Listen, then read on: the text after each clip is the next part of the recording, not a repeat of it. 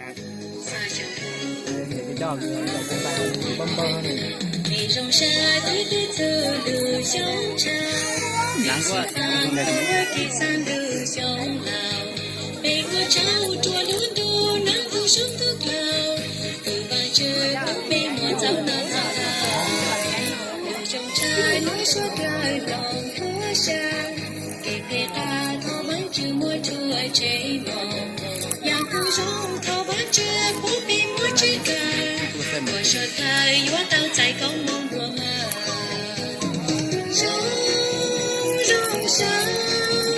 Đi gì có ô chê mà thật nào làm mát nhé.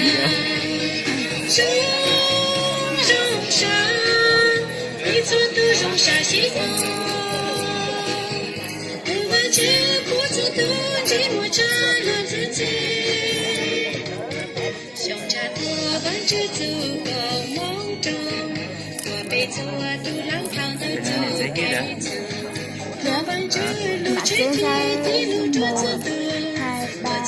4, 5, 6 tô rồi mà chết thứ hơn.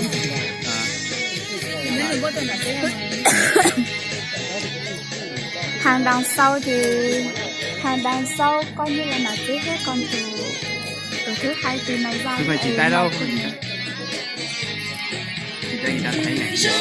Cho nên cái chồng mình đỡ những việc chưa cả căn rồi. Tụi máu cũng chưa, có tụi máu nó ấu vài lần đấy rồi.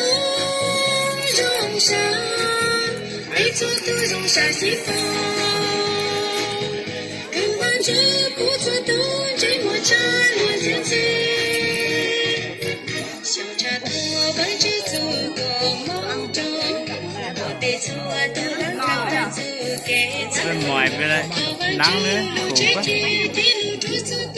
Không quay nữa, ngoài quá.